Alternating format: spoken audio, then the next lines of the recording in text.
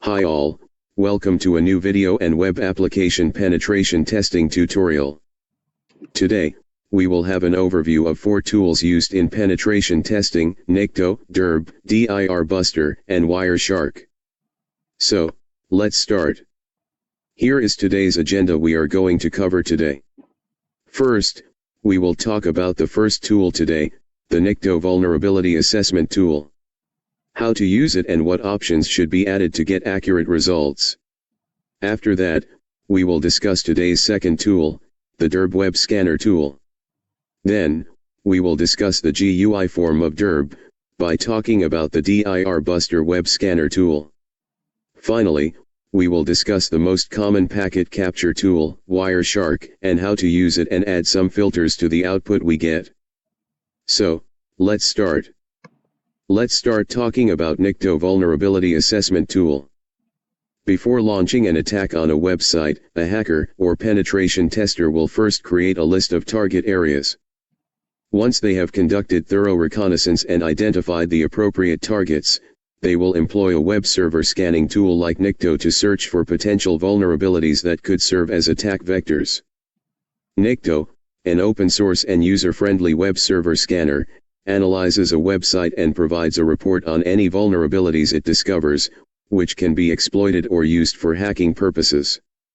It is regarded as one of the most widely utilized tools for identifying website vulnerabilities and is often seen as the industry standard.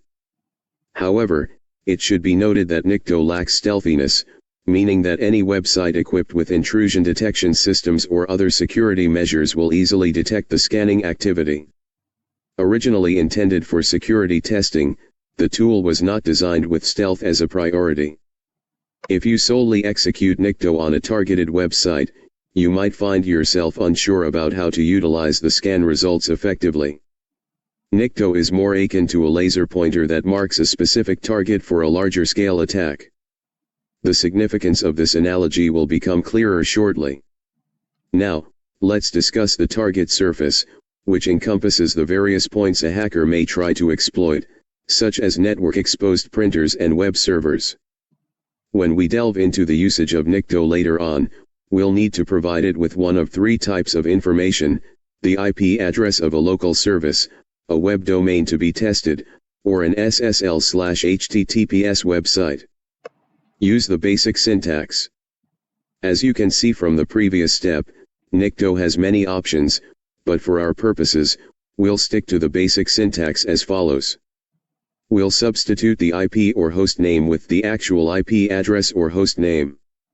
NiktoH and specify the IP address of the target or specify its host name. However, Nikto is capable of doing a scan that can go after SSL and port 443, the port that HTTPS websites use, where HTTP uses port 80 by default. So, we're not just limited to scanning old sites, we can do vulnerability assessments on sites that use SSL, which is pretty much a requirement these days to be indexed in search results. If we know it's an SSL site that we're targeting, we can specify it in Nikto to save some time on the scan by adding SSL to the end of the command. For example, let's start with scanning pbs.org to see some of the types of information that a Nikto scan will show. As shown in the figure, after it connects to port 443, we see that there are some useful information about the cipher and a list of other details like that the server is NINX, but there's not a whole lot of interesting data here for us. Let's now move to the next tool we will discuss for today, which is the Dirb Web Scanner tool. Dirb is a web content scanner. It looks for existing, or hidden, web objects. It basically works by launching a dictionary-based attack against a web server and analyzing the response. As shown in the figure below, a full description of the tool, its usage, and all the options we can use to scan our target. As a penetration tester, the Dirb tool is commonly used for web application enumeration and directory brute forcing. It helps identify hidden or exposed directories, files, and resources on a web server. Here's an example of how you can use Dirb to perform a directory brute force attack. First you will need to install and set up Dirb. So, you to download and install Dirb on your machine. You can find the tool and installation instructions on the official Dirb website or GitHub repository. Also, you will have to ensure that you have a word list of common directories and file names. You can use the default word list provided with Dirb or use a custom one. Additionally, you can use any of the built-in word lists found on Kali Linux. Now, open a terminal or command prompt and navigate to the directory where Dirb is installed. Use the following command to initiate a Dirb scan. Also, replace target URL with the URL of the web application you want to scan, and word list with the path to the word list you want to use. For example, let's say you are testing a website with the URL http://example.com and you have a word list located at /path/to/wordlist.txt. The command would be as shown below. Now, Dirb will start scanning the target URL using the provided word list, attempting to discover existing directories and files. It will display the findings in the terminal or console as it progresses.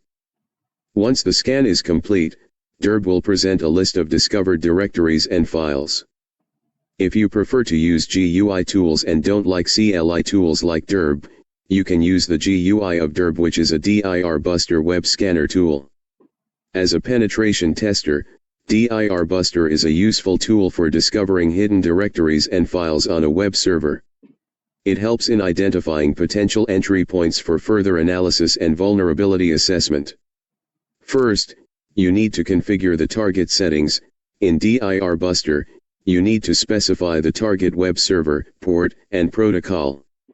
After that, enter the URL of the target website and the appropriate port number, usually 80 for HTTP and 443 for HTTPS. Select the appropriate protocol, either HTTP or HTTPS, based on the website's configuration. Then, select a word list. DIRBuster utilizes word lists to generate a list of potential directories and file names to test. It's crucial to select an appropriate word list based on your testing objectives. DIRBuster comes with several word lists, including common.txt, directory list 1.0.txt, and more. You can also use custom word lists if needed. Now, start the scan. Once you've configured the target settings and selected a word list, click on the Start or Go button to initiate the scanning process. Finally, to analyze scan results, DIRBuster will start scanning the target website, attempting to access each directory and file name from the selected word list. It will display the progress and provide real-time results. Then, the review discovered directories and files. As DIRBuster progresses, it will present a list of discovered directories and files. Now, let's discuss the final tool for today, the Wireshark packet capture tool. As a penetration tester, Wireshark is an invaluable tool for network analysis and packet capture.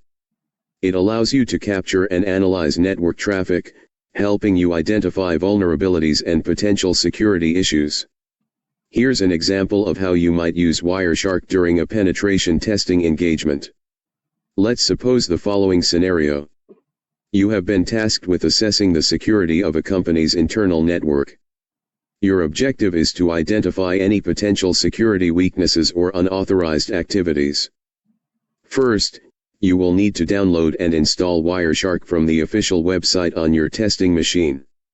Then, set up a testing environment, and ensure that your testing machine is connected to the same network segment as the target network or has appropriate access to it. The next step will be to start Wireshark on your testing machine and choosing the appropriate network interface.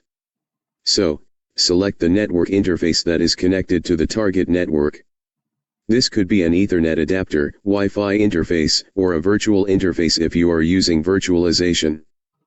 Now, start capturing packets by clicking on the Capture button in Wireshark to begin capturing network traffic. By default, Wireshark captures packets from all network protocols, but you can apply filters to focus on specific traffic of interest. You now need to analyze network traffic. Observe the captured packets. Wireshark will start displaying captured packets in real time. You can see details such as source and destination IP addresses, protocols used, packet size, and timestamp. Use Wireshark's filtering capabilities to narrow down the captured packets based on specific criteria. For example, you can filter by IP address, port number, or protocol to focus on relevant traffic. You must look for anomalies by analyzing the captured packets for any suspicious or unusual activity. Also, you must look for abnormal protocols, unexpected communication patterns, or large amounts of data being transmitted. Use Wireshark's conversation view or flow graphs to track the communication between specific hosts or IP addresses. This can help you identify any unauthorized connections or unusual data transfers. From here, you will be able to identify potential security issues. By looking for signs of security vulnerabilities such as unencrypted passwords, clear text protocols, or abnormal network behavior that could indicate a compromised system or an attack in progress. Finally, you can exploit identified vulnerabilities. Once you have identified potential vulnerabilities or security weaknesses, you can use the information gathered from Wireshark to further exploit them. For example, if you discover unencrypted passwords being transmitted, you can attempt to perform a password sniffing attack or launch a replay attack. And at the end of this tutorial on web application penetration testing, I would like to thank you for attending this web application penetration testing course. Throughout this course, we have covered various techniques and methodologies to identify and exploit vulnerabilities in web applications. I hope you have gained valuable insights and practical knowledge that will assist you in securing web applications and protecting them from potential attacks. I encourage you to keep practicing your skills by participating in bug bounty programs, engaging in Capture the Flag, CTF, competitions, and contributing to open source security projects. Networking with fellow professionals in the field and joining relevant communities will also help you grow and expand your knowledge. Looking forward to hearing from you if you have any comments.